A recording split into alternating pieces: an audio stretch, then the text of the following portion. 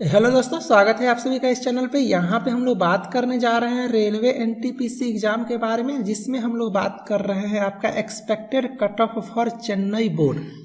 ठीक है, आप सभी के डिमांड पे मैं जोन वाइज अलग अलग एक्सपेक्टेड कट ऑफ बता रहा हूँ, क्योंकि आपका कट ऑफ जोन वाइज अलग अलग ही आएगा, कम्युनिटी वाइज आएगा।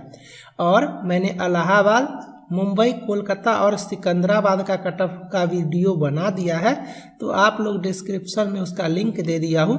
जो आपका रिस्पेक्टिव बोर्ड है उसका कट ऑफ आप लोग देख लो। ओके, काफ़ी लोगों ने कमेंट किया था चेन्नई बोर्ड के बारे में, तो ये लेक्चर है चेन्नई बोर्ड वालों के लिए। अगर आपका कोई अदर बोर्ड है तो आप लोग अपना अपना बोर्ड कमेंट करो, जिस बोर्ड का सबसे ज़्यादा कमेंट आएगा अगला लेक्चर उसी का होगा।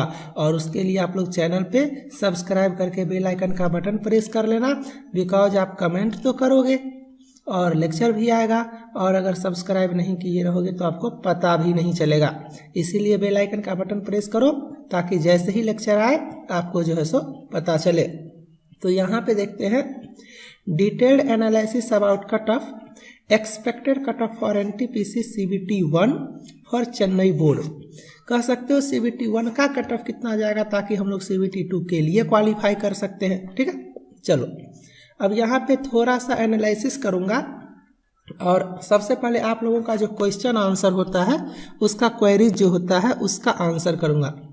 हर लेक्चर में मैं बताता हूँ, तो हो सकता है आपने वो लेक्चर ना देखा हो, आपका चेन्नई बोर्ड है। काफ़ी लोग कमेंट करते हो कि सर कट ऑफ जो होगा वो आपका all India wise single cut off आएगा या आपका जोन वाइज कट ऑफ आएगा। तो आपका आंसर होगा इंडिया वाइज नहीं आएगा, आपका जोन वाइज आएगा। ठीक है, उसके बाद कुछ लोग कमेंट करते हो कि सर कट ऑफ जो है वो जोन वाइज आएगा या zone wise plus post wise आएगा। तो इसका आंसर है कि आपका कट ऑफ जोन वाइज आएगा। आपका cut off zone wise plus post wise नहीं आएगा। जोन वाइज आएगा सीबीटी 1 में, और zone wise plus post wise आएगा सीबीटी 2 में। तो ये आपको समझ में आ गया। लेकिन हाँ, आपका कट ऑफ जो है सो कम्युनिटी वाइज आएगा, कैटेगरी वाइज आएगा, मतलब zone wise plus community wise आपका कट ऑफ आएगा। ठीक है, सारे बोर्ड का कट ऑफ अलग अलग जाएगा। ओके, चलो अब थोड़ा सा हम लोग एनालिसिस करते हैं। सबसे पहले हम लोग 2015-16 का जो वैकेंसी था उसके बारे में बात करेंगे। कुछ लोग कमेंट करते हो सर अभी का कट ऑफ अभी के हिसाब से आएगा ना, तो जी नहीं, हमेशा एक रेफरेंस पॉइंट लिया जाता है ताकि आइडिया लग सके, इसीलिए हम लोग बोलते हैं एक्सपेक्टेड कट ऑफ। ठीक है, इसमें प्रीवियस के बारे में भी हम लोग एनालिसिस करते हैं, ठीक उसी तरह से जैसे आप लोग प्रीवियस ईयर पेपर पढ़ाई करते हो, ताकि वहाँ से क्वेश्चन आपके एग्जाम में आए। तो जब यहाँ पे चेन्नई बोर्ड के बारे में बात करता हूँ, तो आपका 976 सीट था उस टाइम पे, but after CBT 2 exam seat को घटा दिया गया था। देखो कितना ज़्यादा सीट घटाया था, और डायरेक्ट 976 हो गया था आपका 619। ठीक है, तो आपका सीट हो गया था 619, बट ये सीट कब किया गया था? ये सीट किया गया था सीबीटी 2 एग्जाम के बाद, बट कट ऑफ जो आया था सीबीटी 1 का वो आपका इसी सीट पे आया था। ठीक है, 976 सीट पे, और उस टाइम पे 15 गुना रिजल्ट आता था। ओके, और इसीलिए कट ऑफ का एक डिसाइडिंग फैक्टर ये भी है कि उस टाइम पे 15 टाइम्स का सिलेक्शन होता था, और इस बार आपका 20 टाइम्स का सिलेक्शन होगा। जब मैं 20 टाइम्स बताता हूं तो कुछ लोग कमेंट करते हो सर 8 टाइम्स का सिलेक्शन होगा, तो जी नहीं, जाकर के नोटिफिकेशन एक बार अच्छे से पढ़ो और कुछ बताया जाए तो समझने का कोशिश करो। 8 टाइम्स का सिलेक्शन आपका स्टेशन मास्टर के लिए होगा, वो भी सीबीटी 2 के बाद। सीबीटी 2 एग्जाम में 8 टाइम्स का सिलेक्शन होगा स्टेशन मास्टर, और जिसमें भी टाइपिंग वगैरह स्टेज 3 एग्जाम है उसके लिए। ठीक है, तो 20 टाइम्स का सिलेक्शन होगा आपका सीबीटी 1 में इस बार। तो ये भी एक कट ऑफ का डिसाइडिंग फैक्टर है। नॉर्मलाइजेशन फार्मूला चेंज हो चुका है, ये भी एक डिसाइडिंग फैक्टर है। नंबर ऑफ कैंडिडेट काफ़ी ज़्यादा अप्लाइड किए हुए हैं, ये भी एक डिसाइडिंग फैक्टर है। 4 से 5 साल पे एग्जाम हो रहा है, ये भी एक डिसाइडिंग फैक्टर है। और आपका रैंडमली क्वेश्चन जीए से आ रहा है, करंट अफेयर से आ रहा है, तो ये भी एक डिसाइडिंग फैक्टर है। तो सब कुछ हम लोग अच्छे से देखेंगे और तब मैं आपको अच्छे से बताऊंगा। तो जब यहाँ पे 976 सीट था तो इसका आप 15 टाइम्स करते हो तो अप्रॉक्स जो है सो आपका चेन्नई बोर्ड से यहाँ पे देखो 14,642 स्टूडेंट क्वालिफाई किए थे। अब यहाँ पे कुछ लोग मल्टीप्लाई करते हैं और बोलते हैं सर 14,640 आया था। तो देखो इतना ज़्यादा मत सोचा करो, अप्रॉक्स वर्ड का मतलब भी कुछ होता है। ओके, तो इतने लोगों ने क्वालिफाई किया और जब इतने लोगों ने क्वालिफाई किया उस टाइम पे तो कट ऑफ कितना गया था पहले आप ये देखो। वहाँ पे चेन्नई बोर्ड का कट ऑफ जो है सबका जनरल का गया था 72.14। अब यहाँ पे एक चीज नोटिस करना जो मैं हर लेक्चर में बताता हूँ, सिकंदराबाद का कट ऑफ 77, कोलकाता का कट ऑफ 79, मुंबई का कट ऑफ 77, इलाहाबाद का कट ऑफ 77। तो फिर आपका चेन्नई का कट ऑफ इतना कम कैसे, अप्रॉक्स 5 मार्क्स कम। तो ये नंबर ऑफ सीट के वजह से हुआ था।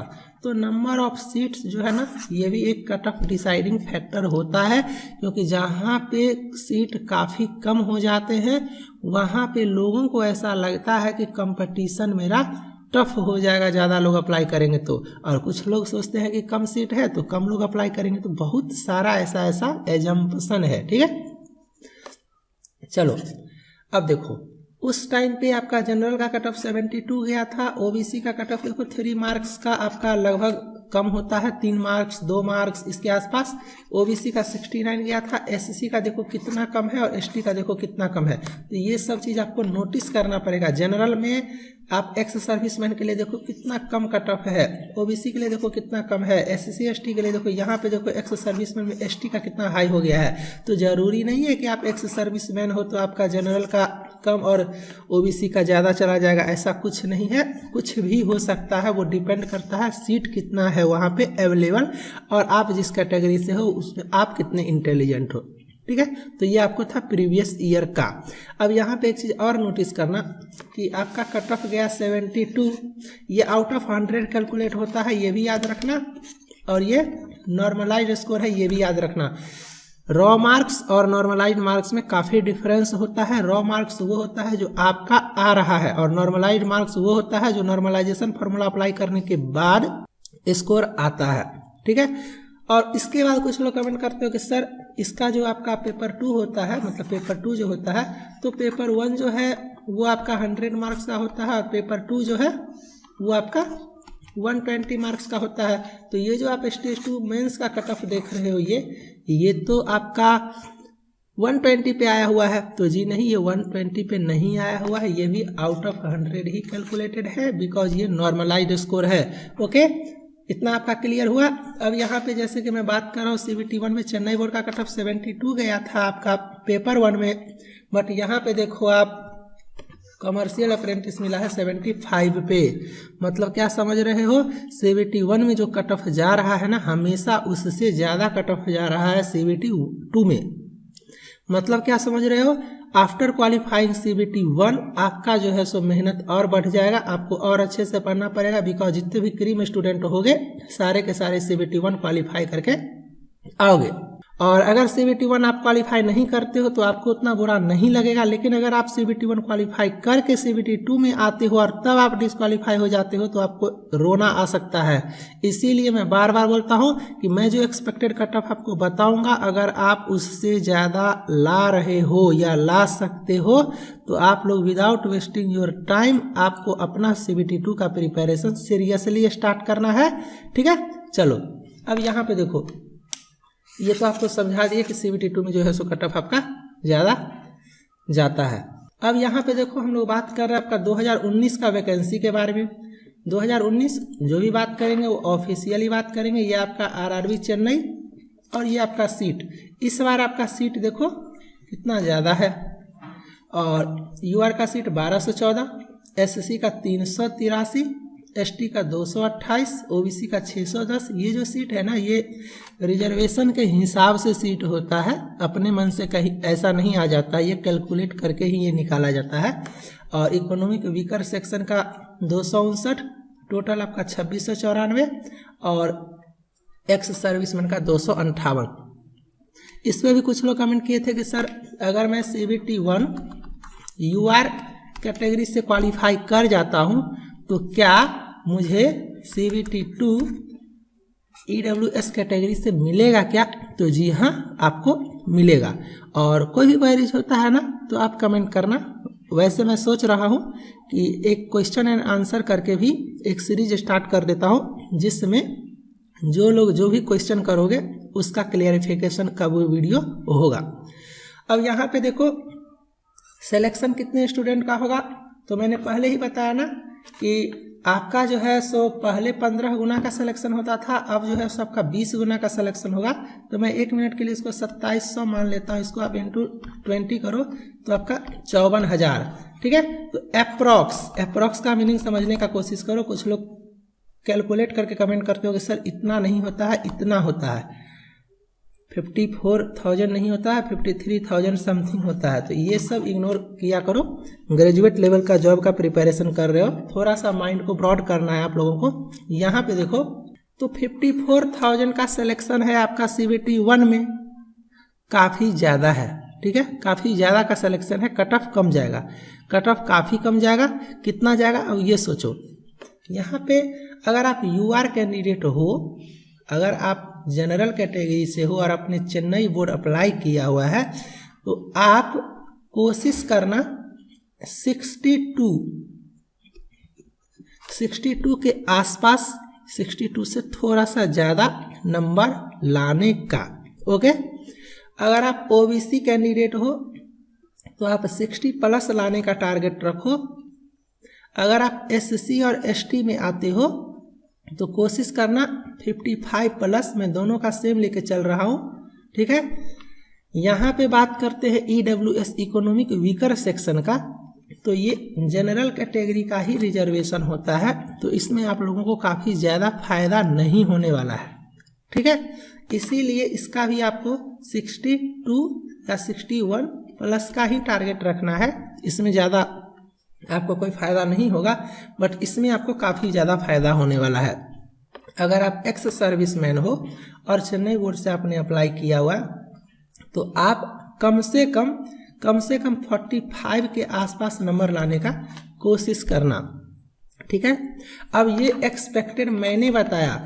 यहाँ पे भी काफ़ी लोग कमेंट करते हो सर अभी एग्ज़ाम हुआ ही नहीं है, आप कैसे कट ऑफ बता रहे हो। तो देखो मैं बार बार बोलता हूँ, expected cut off based upon experience, ठीक है। एग्जाम होने के बाद कोई कट ऑफ कैसे बताएगा, वो 180 पेपर का एनालिसिस कैसे करेगा।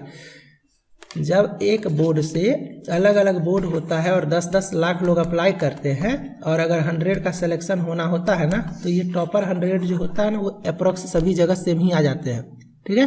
तो बहुत सारा चीज़ होता है जो हम लोग नोटिस करते हैं, सिर्फ पेपर एनालिसिस पे कट ऑफ नहीं होता है।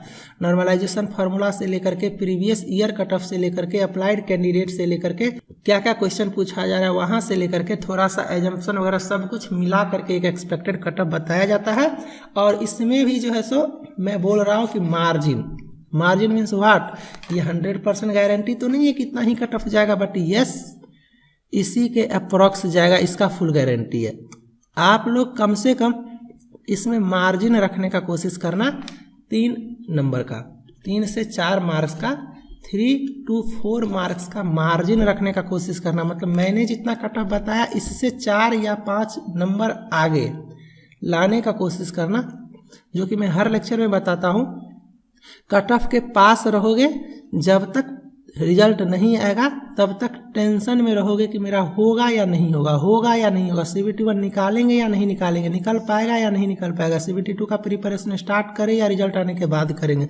लेकिन अगर आप मार्जिन लेके बैठे रहोगे ना, तो टेंशन फ्री रहोगे और प्रिपरेशन स्टार्ट कर दोगे CBT 2 का, क्योंकि आपको पता रहेगा कि अगर कट ऑफ थोड़ा सा इंक्रीज ही करेगा तो मेरा तो सिलेक्शन कोई नहीं रोक सकता है। तो ये कॉन्फिडेंस तभी आएगा जब आप मार्क्स अच्छा गेन करोगे, और मार्क्स तभी अच्छा गेन करोगे जब आप पढ़ाई अच्छे से करोगे। ठीक है, तो जो स्टूडेंट यहाँ तक लेक्चर देख रहे हो अभी तक कंटिन्यू, आपको ये जरूर पता चल चुका होगा कि मैं किस तरह से समझाता हूँ और मेरे समझाने से आपको समझ में आता है कि नहीं। ठीक है, रेलवे एनटीपीसी ग्रुप डी या रेलवे का कोई सा भी एग्जाम का कंप्लीट प्रिपरेशन मैं खुद करवाता हूँ अपने चैनल पे, अपने ऐप पे।